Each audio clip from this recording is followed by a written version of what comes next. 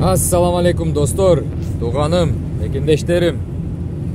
Кандайсыңар? Кечиресиздер, телефон колдон чыгып кетти. Азыр кечеги Кызыл Тала пародасындагы Кунажын фермасына кетип атам. Красностепной кыргызча кылып которуп койдум. Билгенимдей кылып. Кызыл Тала деп айтылса керек деп ойлойм мен да. Красностепной дегенде. Ошол сүт багытындагы өткөндө айткан кунажындардын чоң фермасына кетип атам буюрса. Азыр видеого тартып, жол киреси, өзүнүн баасы канча, ошонун баарын айтып сиздер үчүн бир тасма чыгарып жарыя кылам. Эгерде сиздердин араңыздарда кызыккандар болсо, албетте байланышып WhatsApp номериме мен жооп бере албай калсам, себеп адамдар көп чалат бир мезгилде реклама чыкса.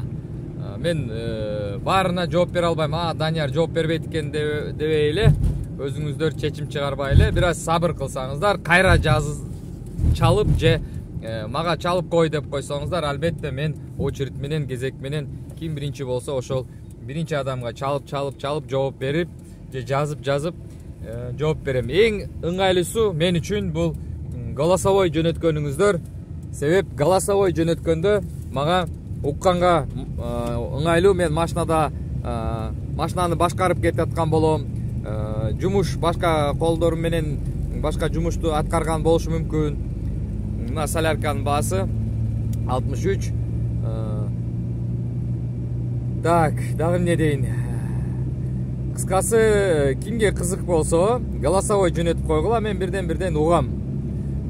Бирок алуучулар чечкиндүү бир болуңуздар, себеп мал калбай калат деп ойлойм. Себеп 100 баш деп айткан, мен чалганда 100 баш бар экен, 1 жаштыктар. Алар таза кандуу, мүйүзү жок. Плем совхоздун документи менен Плем совхоздон жүктөлүп барат. Кадимкидей Плем совхоз таза кандуу, эч кандай бир эмелери жок. Кандай десем, бир туура эмес маалыматы жок. Таза кандуу, мүйүзү жок. Красностепной пародасындагы кунажындарды барып видеого тартып чыгарам. Бул сандан сапатка өтө турган таза кандуу да. Мен ошону базардагы баягы малдар менен салыштырганга мен алысмын. Сиздерге дагы ошону айтып кетет элем. Базардын баасы мындай, биякта долтура. Кыргызстанда менимче бар элек, мындай малдар барган эмес. Себеп Красностепной өзү мына Алтайский крайда эле бар. Омскта бар, Омска жакыныраак жайлашкан жерлерде. Ошол, анан Кыргызстанга көбүнчө алып барбайт аны. Бирок мен билем, бул сиздер интернеттен окуп көрсөңүздөр болот. Красностепной уйга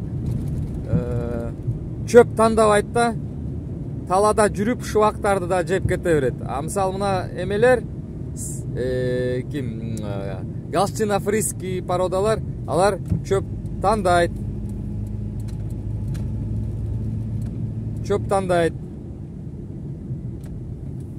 Азыр достор, мен машинам бир немке болуп атат. Мен көрүп туруп кайра чыгам.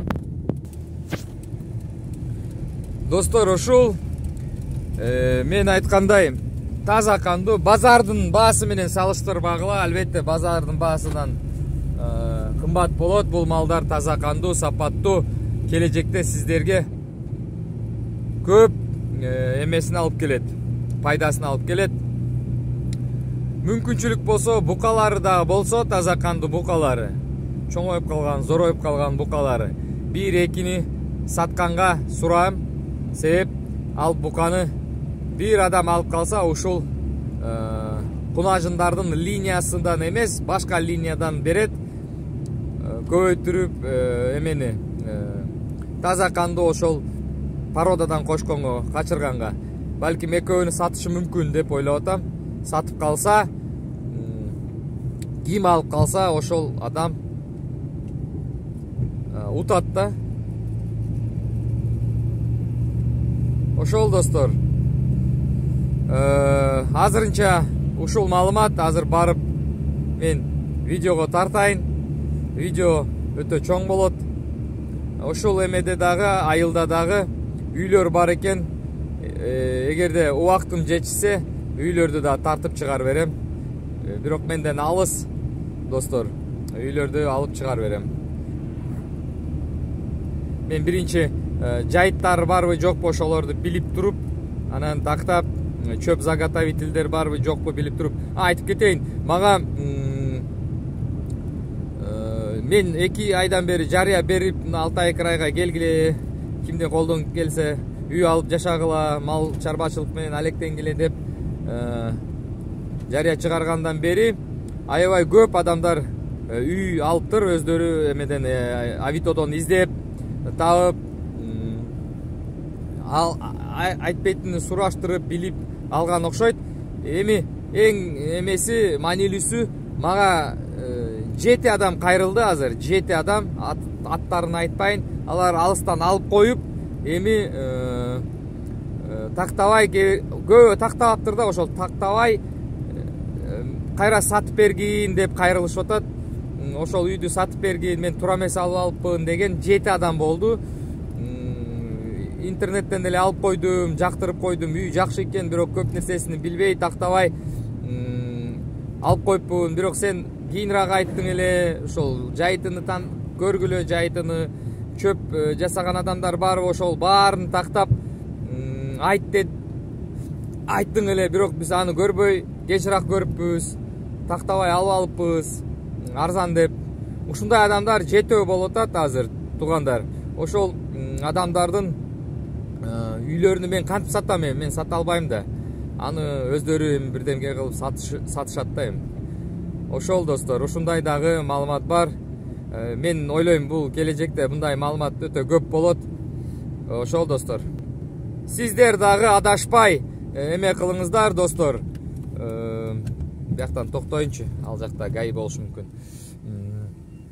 Сиздер дагы бир так маалымат алып, сатып аткан адамга ишенбеңиздер, себеп мен көп түшүндүм. Биякта адамдар сатыш үчүн эле все есть деп коет экен. Да, конечно, как это не так, конечно, есть деп эле айтат экен. Бирок ошол тилекке каршы айткандары чындык эмес болуп чыгат, чын эмес болуп чыгат, жалган маалымат болуп чыгат.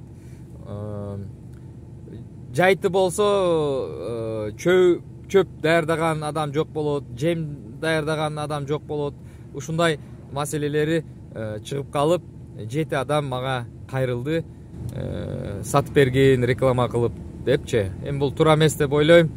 Ошого мен аларга да жооп бердим. Туугандар, мен аны сатып бере албайм, жарыя кыла албайм дагы, кечиресиздер депчи.